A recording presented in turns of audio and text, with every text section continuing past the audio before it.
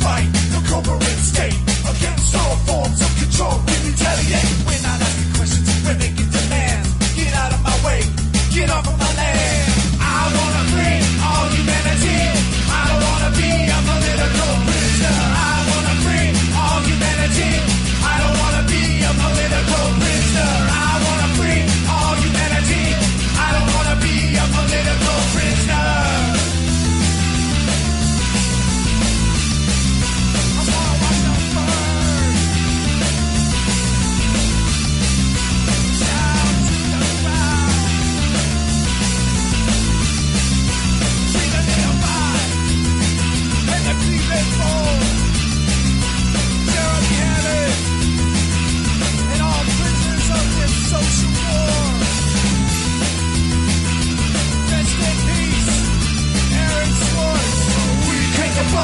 Your authority. We don't wanna be an institutional commodity. We recognize the cracks in your facade.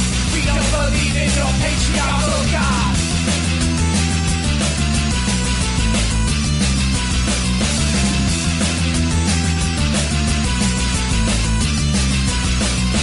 I wanna free all humanity. I don't wanna be a political prisoner. I wanna free all humanity. I don't wanna be a political prisoner. I wanna free all humanity. I don't wanna be a political prisoner. I wanna free all humanity. I don't wanna be another fucking prisoner.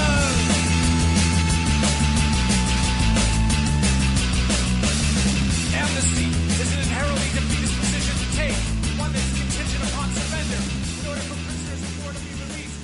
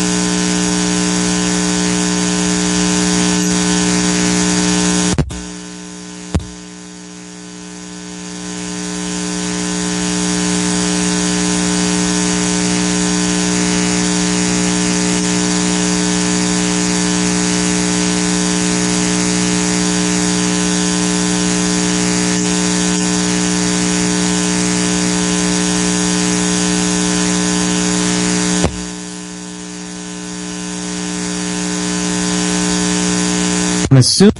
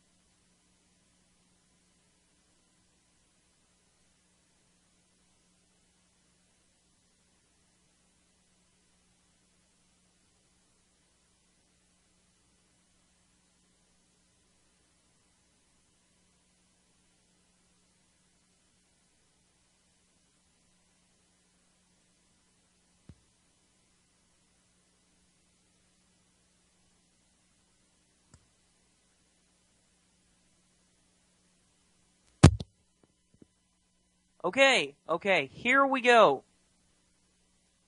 Are we back? I believe we're back. I hope to God, I pray to God we're back. I had to go with my little backup plan here, which is a very terrible, low quality cassette mic here. I usually run my Shure SM57 through my Behringer mixer here, right into the computer, but of course I'm not doing.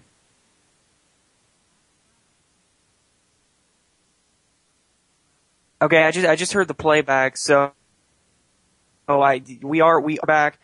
Definitely. But anyway, I usually run my Behringer mixer into the computer. I usually have my Shure SM57, pop filter, the whole 9 yards, really high quality stuff here. But tonight, it seems right as I was coming on the show, my cable went out. My audio cable that sends the mixer into the computer actually went out, and I noticed that it was out when I looked down at it, and I couldn't find a backup cable, so I had to go to this low-quality mic. But anyway, so we are here. But it's going to sound like crap for the rest of the show. So I apologize. So anyway. Well, thank you so much for sticking with me through that little technical difficulties. Here we are almost 15 minutes into the show already, and just now getting started. But anyway, so thanks for tuning in this evening. This is the Liberty Battles radio show, and I'm your host, Alex Allen. Thank you once again for tuning in, here on this Monday, the 10th day of March, 2014. It is now 9:11, p.m. Central Standard Time, 10:11, Eastern Standard Time. I come at you live. Usually we start the show at 10 Eastern, 7 Pacific here on UCY. Getting started a little late this evening. But usually we start at the same time. The Monday show is Gun Talk show, though. The Monday show we talk about guns, firearm industry, anything related to guns, gun politics, gun news, all kinds of stuff. And then the Friday show we talk about everything on the Friday show. We talk about politics, government, media, culture, and occasionally we'll touch on firearms on the Friday show as well. But usually I leave all that for the Monday show, which is completely firearm related. But if there's like a political gun article or a breaking gun related news story or something, I might cover it on the Friday show occasionally. But usually Friday show is just more well-rounded, and we talk about all kinds of different stuff. Well, first of all, I want to try to run through these promotionals really quickly, and then I can get into the show since we've already wasted so much time here. If you like, you can check me out on Facebook at facebook.com/Liberty Battles. I'd also encourage you to follow me on Twitter at ALN845 and at Liberty Battles, and like the Alternative Journalism Facebook page at facebook.com/Alternative Journalism. I also post a lot of my content over there. If you don't already know, I am a writer. That's mainly what I do. You know, I do this show and I do some other stuff as well. But mainly, I am a writer. That's what I enjoy the most. That's what I do the most. I guess really that's what I'm the best at. And I am trying to sort of make a career out of writing, I suppose. But I write articles for a couple of different websites. I write for digitaljournal.com. I write news articles and op-ed pieces over there. I also write for the antimedia.org occasionally. And I have a blog over at newculturalnarrative.blogspot.com that I'm slowly developing into a more full-scale news website. I'm going to have some other contributors coming on, hopefully, in the future. And it's going to be pretty cool over there. And I'm going to be switching out of the Blogspot part and getting the full domain sometime very soon. So anyway, I believe that addresses all of my promotional things here. I feel so weird holding this little mic because it's so small. I don't have a holder for it. I don't have a mic stand or anything like that, a mic clip or anything that I can put it on.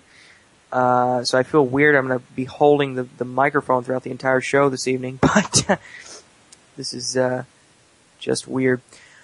Well, okay, so anyway, wow, folks, Gun Talk night. Gun Talk Night. And I tell you, it is getting warm out there. The weather's starting to warm up a little bit around here. And, that gets me in the gun mood because, when the weather starts warming up, the two main things I want to get out and start doing are fishing and shooting. Those are just my two warm weather activities that I love to do. Do a lot of trout fishing and, sometimes fishing for other stuff as well. And then, of course, shooting. I was out shooting just a little bit, yesterday. Didn't do a whole lot of shooting, but I plan on, stocking up on some target ammo here in the coming weeks as it's warming up and going out and doing a lot of shooting. Looking forward, definitely to that. I'm gonna have to take my gun budget. I always have a gun budget. I'm gonna have to take my gun budget and stop buying so many firearms like I've been doing this winter and actually buy ammunition so I can shoot the guns I already have. That's gonna be tough disciplining myself to do that.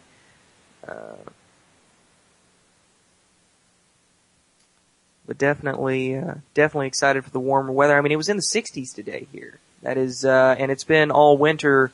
It's been like 2 below zero. So I mean, it's been a rough winter out there. Although we are calling for Wednesday, some more possible cold weather and snow coming in here, but it's going to be getting back up in the 50s soon. So hopefully this winter's over. Well, anyway, I wrote a few gun-related articles today I want to kind of talk about, and then I've got some gun news from some other sources I might touch on here if we get time. First, I want to talk about this whole hoarding of Russian ammo, and this is a big story that's been going on here for a little while now. It's been going on for several days now. It's been going across the old internet and calling it the red ammo scare for, just a sort of funny way to put it, I guess. But basically what we have is a lot of Americans are hoarding up this Russian ammo. So I want to read you a little bit of this article that I wrote for Digital Journal today. And then I want to kind of break down my whole analysis of this situation and what I believe about the supposed Russian ammo shortage. Because I mean, I'll tell you first of all, I think it's all a bunch of hype and I think it's all a bunch of BS. But I'll just read you some of this article and then I'll get into it. Worried that new sanctions may affect ammunition imports, many American gun owners are scarfing up Russian ammo as quickly as they can find it. There's no doubt that the U.S. and Russia are in the midst of a heated battle. Many analysts, including former Secretary of State James Baker, are even calling the crisis in Ukraine a new Cold War. This renewed West versus Russia mentality undoubtedly has many Americans fearing the possibility of new sanctions on Russian imports. As a result, many gun owners are now worried that their favorite Russian imported ammunition may soon disappear from the shelves in American stores. According to the Washington Examiner, gun owners have been binge purchasing cheap 7.62 by 39 ammunition from Russian manufacturers like Tula and Wolf. These manufacturers are very popular among gun enthusiasts because of their cheap price. A box of 7.62 by 39 or AK-47 ammunition from any of these Russian companies is usually several dollars cheaper than ammunition manufactured elsewhere. The sudden rush on Russian ammo is likely a result of hype on popular websites and gun blogs. The BangSwitch.com, for example, ran a report several days ago warning of a possible shortage of Russian 7.62 by 39 and 5.45 by 39 ammo. Despite the hype, manufacturers are reportedly running business as usual. Several Russian suppliers have been contacted, and none have heard any credible reports of restriction on imports. It's possible that many retailers could take advantage of this opportunity to increase the price on some of the Russian imported ammunition, much like what has happened with the popular .22 long rifle cartridge. So here's the deal. Here's the deal. They are not going to stop importing the Russian ammo. It's not going to happen. We have these fearmongers out there in the movement, in the gun community. we have these fearmongers out there who are saying, "Oh God, we got to scarf up all the Tula. We got to scarf up all the Russian stuff because they're gonna stop importing it because of sanctions and because of the Russia thing." No, listen, it's not going to happen. So calm down. And if we could just get gun owners, to have a level head about this and not freak out and go binge purchasing like they did with 22 long rifle, like they did with everything else, and cause this massive surge that we've been seeing a lot here recently. And yes, I'm aware that all of the ammo has gone up. It's not just 22 long rifle that's increasing in price, but 22 long rifle is the major one. And it's the major one that you still can't find anywhere. And if you can find it, it's going to be like double or triple what the price it was before. At least, like your 945 and 40 Smith & Wesson stuff like that is coming back in most places. But it may be a little more expensive, but at least it's coming back in most places. 22 long rifle, you still can't find it. And like I said, it's hyped up 2 to 3 times what it was before. But anyway, we are going to see something like we saw with the 22 long rifle and like we saw with everything else over these past several months, over this past year, really. We're going to be seeing something like this again if we don't buckle down and have some sense about us. Because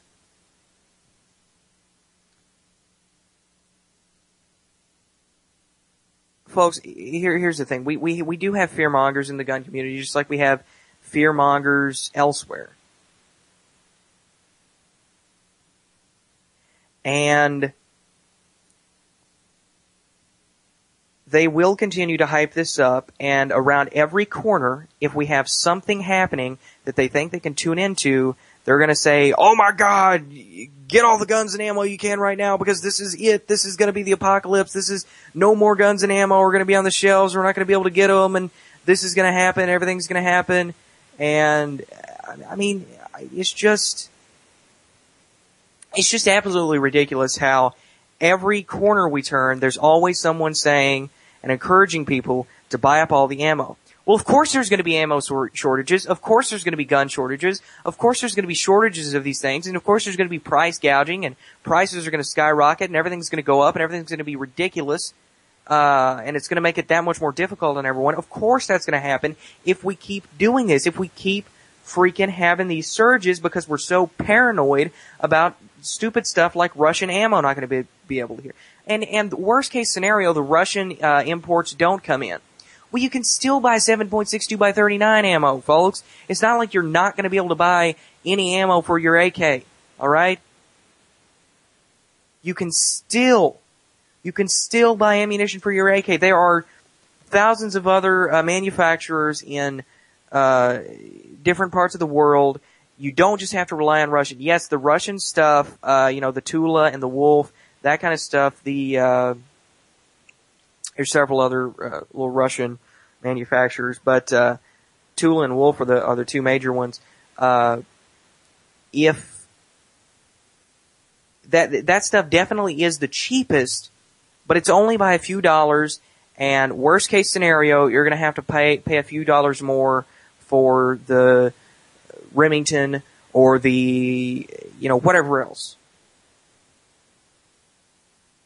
So that is definitely my analysis of the of this whole red ammo scare that people are hyping up. I mean, we've seen the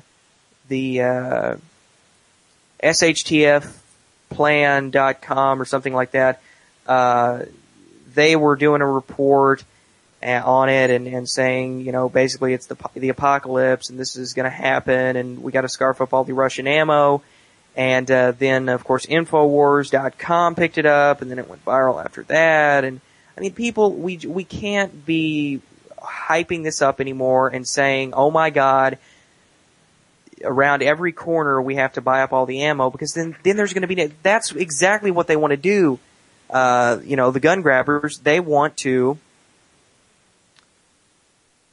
manipulate the market because they know they're not going to be able to easily take the guns without sparking a huge war. So they want to manipulate the market to where we can't easily get ammo or to where we can't easily get guns anymore. And this is one way to do it without even having to pass any legislation. They just turn us on ourselves, and we're like a pack of wild wolves just attacking each other. And it's just absolutely ridiculous. All we got to do is, as gun owners, as firearms enthusiasts, as gun supporters, we have to stop and be level-headed about it, get what you need, but don't go rushing out and freaking out,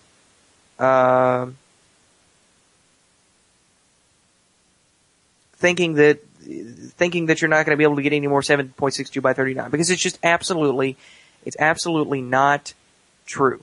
It's not going to happen. Not going to happen. So there we have it, folks. I want to move on along now and get into another article that I wrote today. This is definitely one worth mentioning, and likely one that I'm going to get a little ranty on, but we'll see where it takes us. Newspaper will publish names and addresses of local gun owners. Now, this is a story that's been kind of developing for over a year now, and it's been going on, and we've got new developments coming out in these last couple of days, and I'm just going to go ahead and, once again, I'm going to read you a little bit of the article here, and then I'll break it down for you. Again, this is newspaper will publish names and addresses of local gun owners. It's an article I wrote today for digitaljournal.com. Last year, officials in Putnam County, New York, said they would not release information on local gun permit holders to the news media, but a judge is now ordering them to do so, citing the New York SAFE Act.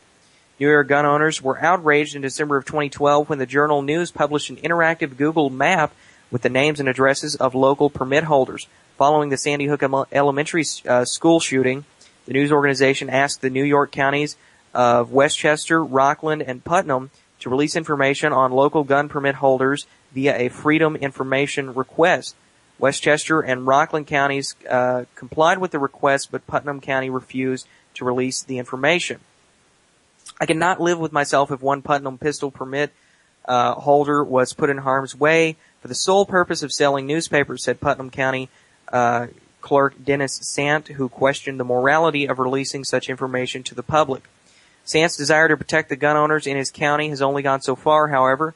Last week, State Supreme Court Justice Robert Neary declared that Putnam County must turn over their records to the news media, citing the state's Freedom of Information law and the New York SAFE Act. Sant says he will continue to fight against the crusade by the media to get their hands on an individual's personal information. The Journal News hired armed guards and received strange packages after they published the interactive map in late 2012.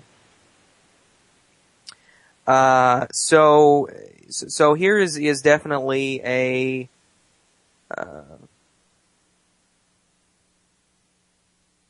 horrible story, where gun owners are now basically being treated like sex offenders. And, I mean, there's nothing better to compare it to there. That is the perfect comparison. They're treating gun owners in this state like sex offenders, like registered sex offenders. I mean, you can publish the registered sex offender list, in the newspaper every time a registered sex offender moves in the county here. We'll see about it, to be on the front page news in the local newspaper. We've got the sex offender registry you can look up online. Well, now we've got a registry of gun owners. So gun owners, if you're just peacefully owning a gun, you don't even have to have done anything with it illegal in the past. At least sex offenders have actually done something illegal in the past, and they've been, convicted of it, and now they're on a list, and, so at least that makes some sense. This is just,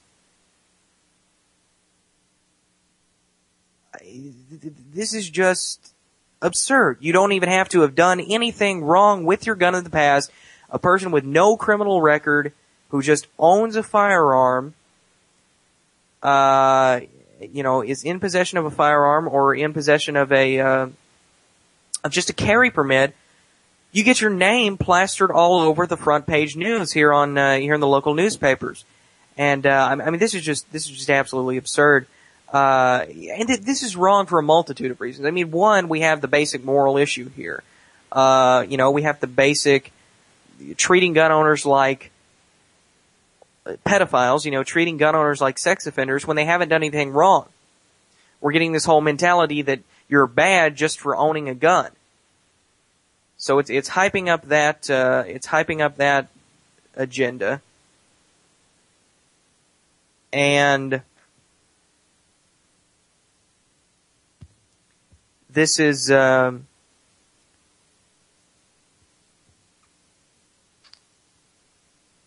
the other reason, of course, is for safety. For safety. I mean, if you go plastering all over the news, this person has a gun. Okay, for a multitude of reasons, that could be unsafe for the person who is owning the gun. I mean, not only are they posting these people's names, they're posting their address. They're posting their address. It's like, it's basically saying, okay, this person has a gun, please, here's their address, please come steal it if you would like. That's basically what it's saying. Or it's saying, this person has a gun, if you don't like, if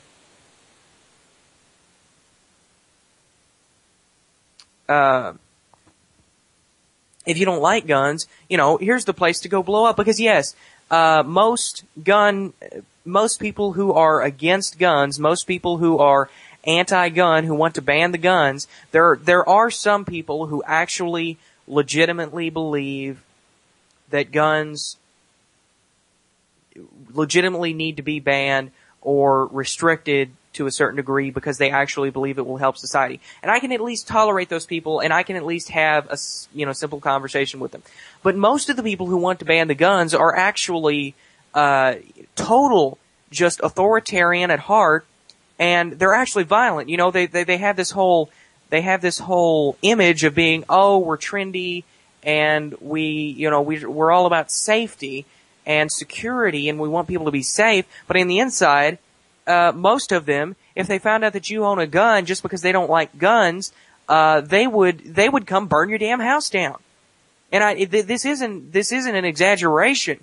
I mean, a lot of these authoritarian people who are authoritarian at heart really just are like this. They're actually evil at heart. Again, they have this whole image of being, we're all about safety. But on the inside, they're evil and they're authoritarian and they want to control and they're about everything but safety. They're about everything but safety. So, absolutely ridiculous. And of course, we already have the lists where, Homeland Security and we already have the documents from Homeland Security where the DHS and FBI are coming out and saying, if you have a large amount of weapons, you're a terrorist. And there's already the terrorist watch list, folks. And if you don't think that people who support gun owners of America, people who are, even members of the NRA, people who are, which I don't support the NRA, but I think it's a bunch of bloated bureaucracy. But if you're a member of the NRA, if you own a gun, if you've ever purchased a firearm at an FFL, if you're on record having a gun, all of this stuff gets you on a list anyway. But it's all about publicizing it to the public and making this public and making a criminal out of someone who isn't a criminal and saying, these are the bad people, these are the gun owners, attack them, they're like sex offenders. The gun owner is the new sex offender. No, who cares about those sex offenders? We can just put those on the back burner. Who cares about the people who've actually done something bad? Who cares about the people who have molested 5-year-old children? No, who cares about that? We need to be focused on these violent, radical gun owners who just own guns, so they're inherently bad. And that is the mentality. That is the mentality that we're hyping up. Oh, it's okay to be a pedophile. You can be a pedophile all you want. It's even okay to be a murderer, as long as you don't use a gun to do it. God, come on, folks. Come on, folks. Just give me a break. This is just absolutely silly. And I'm not exaggerating either. I'm not exaggerating either. We have a whole cultural attack on firearms, on gun owners, gun enthusiasts. We have, I've seen the government white papers. I've seen the DOJ documents, the DOJ manuals, where they're saying basically, Yeah, Larry Pratt is a racist and a white supremacist, and if you support gun owners of America, you're a terrorist. I'm not even kidding, folks. You can look it up. It's a Department of Justice manual over terrorism and criminal extremism. It's a terminology manual, terms and concepts. I think that's the title of it. Department of Justice, terrorism, investigating terrorism and criminal extremism, terms and concepts. I'm trying to remember it here. But in that manual, they list gun owners of America under the terms, and basically in the description they say, yeah, Larry Pratt's a white supremacist, and he's tied to white supremacist groups, and he's a racist. And if you support, gun ownership, and if you support the gun owners of America, you're a racist, and you're a terrorist, and you're a radical extremist. That's basically what they're saying in this manual. And you can look at all of these government white papers. There are so many government white papers from Department of Justice, Department of Homeland Security, the FBI, all of these agencies, all of the government agencies have put out documents. All of your national counterterrorism centers have put out documents. And if you read the documents, it's no exaggeration, folks. I've reported on this before. I have copies of the documents. And I have them archived. I know I've seen them. No joke. Most of these documents and white papers on counterterrorism say nothing about the radical Muslim extremists. It's all gun owners, constitutionalists, libertarians, radical liberals, conservatives, animal rights groups, gun rights groups, all of that.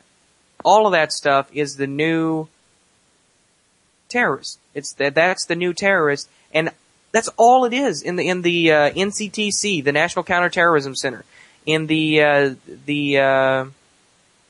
CDC, the DHS, the FBI, the DOJ, all of their terms, all of their manuals, all of their white papers, documents, roll call releases, everything labels gun owners, libertarians, animal rights groups, and liberals and conservatives, everyone who has a viewpoint that is against the establishment. That's the new terrorist. So, I mean, take from that what you will, but it's just absolutely crazy. It just shows you that we do have this cultural narrative that is against guns, and guns are bad, and again, you can do whatever you want, just don't own a gun, because if you own a gun, you're inherently just an evil son of a bitch. It doesn't matter if you've never done anything wrong with it, which most gun owners, most people who own guns haven't done anything bad with them, and probably never will. But, of course, we hype it up like everyone who owns a gun is just Satan himself.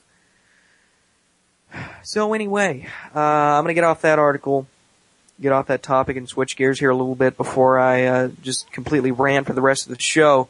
I want to talk here a little bit about a self-defense article that I wrote. I wrote this article last week, and I haven't had a chance to listen. Haven't had a chance to listen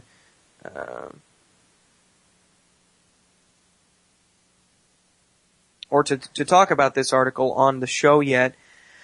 So it is kind of an old one, but I do want to break it down because it is interesting. A Detroit woman defends home with gun, self-defense trend continues. A Detroit resident shot and killed a man who was trying to break into her home Friday afternoon, continuing a developing trend of self-defense with firearms in Detroit and around the nation. A woman in her 50s shot and killed a home invader at around 3:30 p.m. Friday. According to Detroit News, the woman who lives in the 22,000 block of Grove Street heard noises coming from her rear window. When she went to see what was making the noise, she noticed a man trying to break into her home. The woman told the intruder to stop, but of course the intruder ignored her and continued trying to break into the home. That's when the woman ran into the next room and grabbed her handgun. She fired a shot at the man's chest, causing him to stumble into the street, collapse, and eventually died. What's interesting is that this is just one of several cases of a firearm being used to stop a home invader in the Detroit area. In the last 2 weeks, there have been 3 other similar cases in the area, 2 of which involved women. It seems as though a self-defense trend is hitting the United States. The Minnesota Bureau of Criminal Apprehension recently reported that the number of concealed carry permits issued in 2013 was nearly double the amount issued in 2012. The number of residents in the state with permits to legally carry a firearm concealed is now over 165,000. Other states have seen similar trends with their concealed carry applicants recently. Many people believe this is due to the gun control hype following the Aurora Theater and Sandy Hook Elementary shootings. So again, definitely interesting, definitely a sort of a positive thing. I mean, we have these places, crime-ridden places like Detroit, just total hellholes like Detroit. And finally, we're seeing a trend where people are stepping up and saying, no more. No more are we going to be the victims. No more are we going to be the crappy, we are going to stand up. And if nobody else is going to do it, if we can't get the politicians to do it, if we can't get the government to do it, we're going to stand up and we're going to defend ourselves, and we're going to make sure that we have, that we get some of these bad guys off the street. So they're taking it into their own hands, and, so definitely a good thing. Definitely a good thing. And as I said, we're seeing this trend across the U.S. where in different states, I've seen all kinds of reports coming out here over the past month or two, where they're saying 2013, last year, was the biggest year for concealed carry permits in just about every state. I mean, we're seeing all these states coming out with statistics saying, 2013, doubled and tripled and quadrupled. And just so many people are going out and finally saying, enough is enough. I'm not going to buy into the hype anymore. The guns are bad. I'm going to go out. I'm going to get me a concealed carry permit. I'm going to get me a concealed carry gun, and I'm going to have one to defend myself. Even if the people aren't, really into shooting or into guns, they're not really into it. Most people are waking up and saying, I need at least one gun to protect myself. Because I'm on both sides of the fence, because I'm, or not really on both sides of the fence, but I'm on, I have multiple reasons for being into guns, but, because one, I enjoy them. They're a hobby, just like some people collect baseball cards, just like some people work on cars, just like some people, do art, some people, do music. I'm into guns. I do guns, and, it's always been guns and guitars with me, because I play guitar and I shoot. Those are just my hobbies. So I'm in it on that front, and then I'm also in it on the self-defense front, because I think you need to have one, at least one gun for self-defense. I mean, it's silly not to. In this crime-ridden world in which we live, it'd be great if we had this utopian society where everyone was nice to everyone and everyone was perfect and no one ever committed a crime and everyone respected everyone else's right to be alive and to be a human being. Then we wouldn't have to have guns to defend ourselves. But unfortunately, we're not going to see that utopian society. There's always going to be bad people out there who are going to try to harm you for whatever reason, just because they want to bring harm to you, or because they need something from you, they want something from you, they're trying to steal from you, because they're angry at you for something. There's always going to be some people out there that are going to want to try to hurt you. So you always need to have a gun for self-defense. That's what I advocate. And then I'm also on it, for a third reason, I'm also on it for the tyranny thing. The fundamental reason that the Second Amendment to the Constitution was written. Defense against a tyrannical government, defense against a tyrannical regime. Because, yes, folks, we live in the United States of America. We are not exceptional. We are not going to be exempt from tyranny, from a tyrannical government. And anyone who thinks we're going to be exempt for some reason from a tyrannical government just because we're America, we're the United States, no, we're not. So anyway, going back to the central point here, Detroit woman defending her home. Been a lot of these coming out in Detroit recently, a lot in a lot of other places. We've seen a lot of good self-defense stories coming out, and of course, again, on the concealed carry permit, a lot of people are just going out and getting their concealed carry and applying and doing whatever they have to do, and they're showing that they're going to do whatever it takes to get their concealed carry permit, because the trend is even going up in the states where it's more difficult to get a concealed carry permit, where you have to pay out the butt to get one, and you have to go through all kinds of BS and background checks and paperwork, and you have to do hours and hours and days of training. All of the states where it's more difficult, we're still seeing this trend. So people are showing that regardless of how difficult they make it to get a gun, people are still going to do it because they still think it's right. They still think they need a gun for self-defense. So that is definitely a good, solid,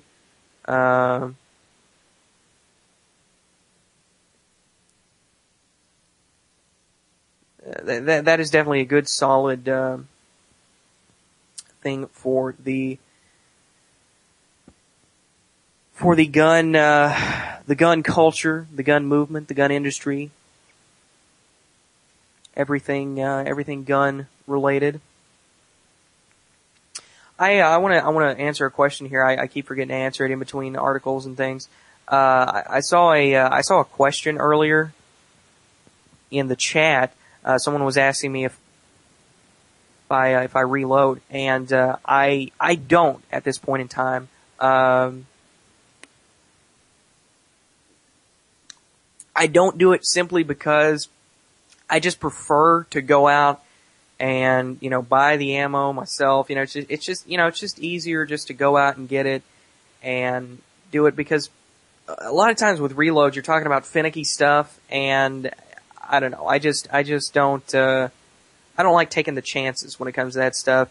One of these days, I probably will get me a reloading machine and just start reloading stuff just to have. I'll probably never do a lot of target shooting with reloads, but I'll probably do some reloading just to have, so I can have a lot of bulk ammo. Instead of going out and buying a bunch of bulk ammo, might start reloading and, again, storing that, and then shooting the stuff that I buy fresh. That's kind of my idea for what I want to do. And, they also recommend in a lot of cases, with your Glocks and stuff, which if you don't already know, I shoot a lot of Glocks. I have a lot of Glocks. Glocks are some of my favorite when it comes to handguns.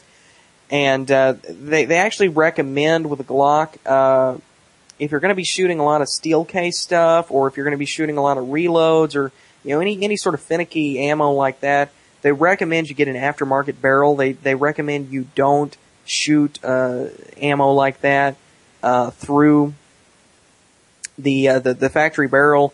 And the only Glock that I have an aftermarket barrel for is my Glock 30. I have a stainless barrel for that, but I don't have an aftermarket barrel for any of the others. But again, that's just my humble opinion on reloading. I'm not a real, if you reload, that's great. If you don't, that's fine too. I don't really have a strong opinion on that. Like I said, I may get one of these days and start doing it. It's just not something that I do right now. And, I don't have a machine or anything like that. I don't have the equipment. So yeah. Now you've heard my little comments on reloading. Aren't you so happy?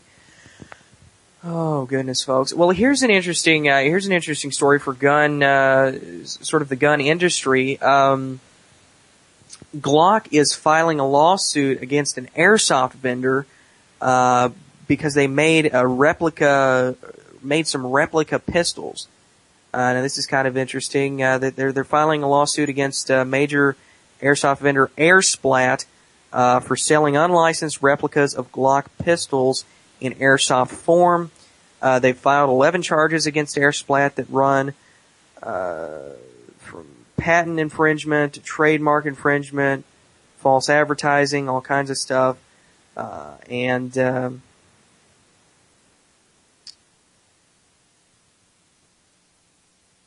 They are the largest, they're self-described as the largest airsoft retailer in the U.S. So Glock is going after them, and, definitely interesting. I saw some of the pictures of some of these airsofts that are talking about, and definitely it is a complete knockoff. I mean, I saw a replica, an airsoft replica that they had of a Glock Model 34, and it was a Generation 4 replica, and they even had the back straps with it and everything.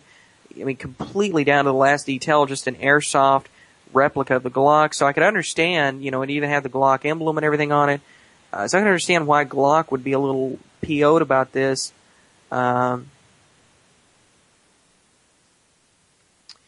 They're suing so they can halt the sale of the pistols, so they can salt the hell, is what I almost said, folks. You can tell them. So they can salt the hell. You can tell I'm pretty tired. I've been writing all day, and got up early and started writing. But anyway, they're suing so they can halt the sale of the pistols, the airsoft pistols, and they're wanting the profits that Airsplat is made off of them. And of course, attorney's fees.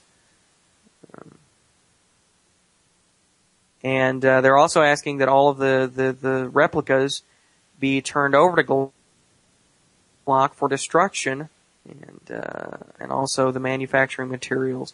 So yeah, Glock is getting kind of pissed. Glock is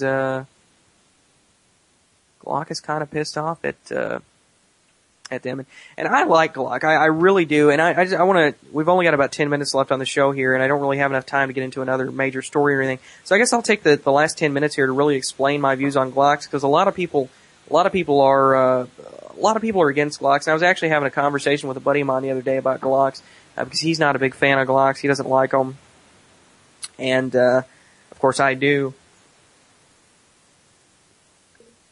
A lot of people misunderstand, and they think, most people, you're either 100% Glock or you're 100%, something else. Whether it be 1911 or SIG or H&K or something like that. Usually it's 1911 and Glock that have the biggest rivalry. So usually you're either one or the other, but me, I'm not like that. I have a 1911. I have a Kimber Custom 1911. One of the original customs, not the Custom 2. I've had some other stuff as well. I did have a Smith & Wesson M&P 40 at one time. I wound up trading that off for something else. I've had a Ruger SR40C. Wound up trading that one off. I've had a couple of different 1911s. I've had a Springfield Champion, small 1911. I've had all kinds of stuff. Most of the stuff I don't have right now. Most of the stuff I have now is just to have one 1911 and then several Glocks. But so I'm not against other guns at all. I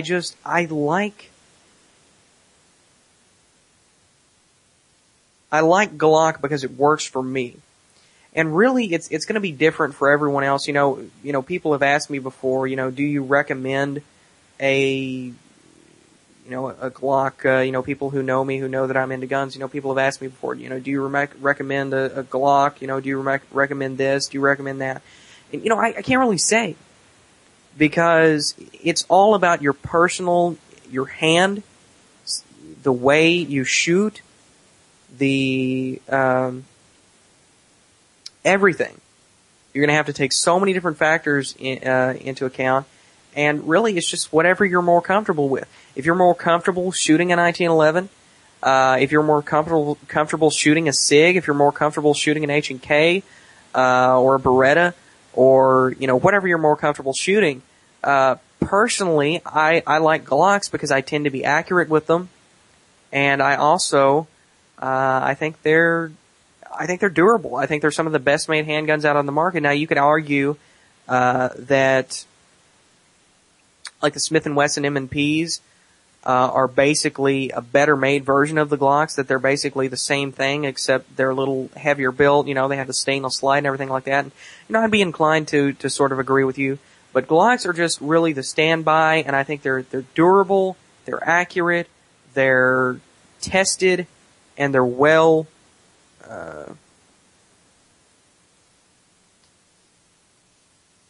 it's something that works for me. And again, like I said, that's all it is.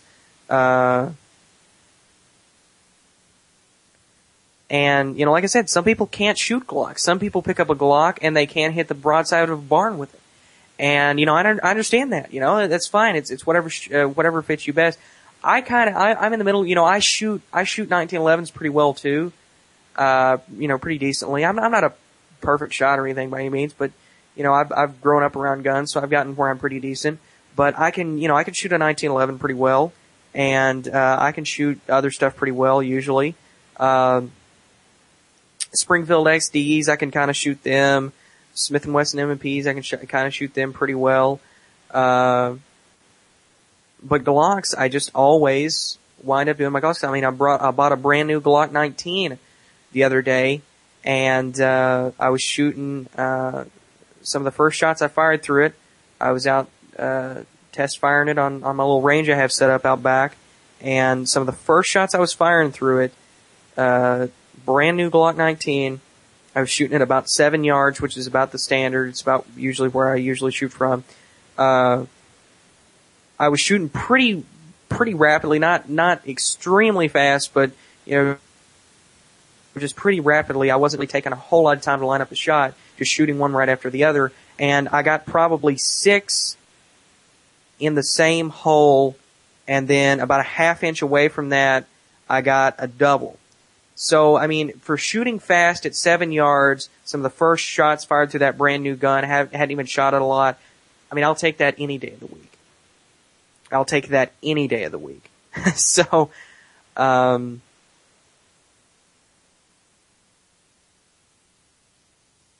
yeah, I mean, definitely Glocks work for me. But again, some people shoot 1911s better. Some people can't just can't shoot handguns. Some people are actually can shoot a rifle or a shotgun all day, and they'll be killer with it. And I've seen some of these people before. They'll absolutely show you up when it comes to shooting rifles and shotguns. But they pick up a handgun, and again, they couldn't hit the broadside of a barn with it. So it's just whatever you're used to. It's whatever you're more comfortable with. And for me, again, that is the Glock. So I just kind of figured I'd go ahead and give you that little tidbit of information, since we only have a few minutes left anyway. And speaking of only having a few minutes left, I want to go ahead and kind of start wrapping things up a bit. I do apologize for the little. First of all, I apologize for the crappy quality of the audio this evening. I'm sure it doesn't sound as good as it usually does because of the low quality mic I'm using. I'm using a little miniature sort of cassette mic, I guess, and I usually use a Shure SM57 through a Behringer mixer into my computer and everything, but of course the cable went out at the beginning of the show, and I do apologize for the first 15 or so minutes of the show that were kind of dead air and just a bunch of buzzing from what I can gather. So again, I do apologize for that. I want you to, I'd like to encourage you to tune back in this Friday when we'll be having the more well-rounded political talk show. Going to be talking about politics, government, culture, news, media, all kinds of stuff. And of course, I'd like to encourage you to check me out on, again, Facebook at facebook.com/LibertyBattles. You can also follow me on Twitter at ALN845 and at Liberty Battles. Those are my 2 Twitter accounts. Over there I post, on the ALN845 account, that's more of my personal account. And then, the Liberty Battles account, that's more of a news account where I just post links to news articles, links to stuff. But on both of the accounts, I post all of the links to all of my articles and my content that I do. So I definitely encourage you all to go check out all of the social media stuff over there. Make sure you follow me. I do write all kinds of articles for digitaljournal.com, the anti-media. I don't just write articles over guns. I don't just write articles over politics. I write about all kinds of stuff. Sometimes I'll even write entertainment articles and stuff. Of course, not the usual mainstream what's Justin Bieber wearing entertainment. I'll write a lot about a lot of independent musicians, independent music, independent and alternative film and things like that. I've done interviews with people, and so that's always fun to do. It's fun to promote the stuff that doesn't get a lot of attention, or it doesn't get as much attention as it should. So write a lot of articles like that. So definitely encourage you to come check out all my content and keep listening to the show. Tune back in next Monday for the Gun Show again. I'd like to thank you all for tuning in this evening. Thanks for listening tonight, and God bless. And I thought I heard my bumper music, but maybe it's not. All sorts of technical difficulties this evening. Oh well. Hopefully it's playing. Thanks for listening tonight, guys.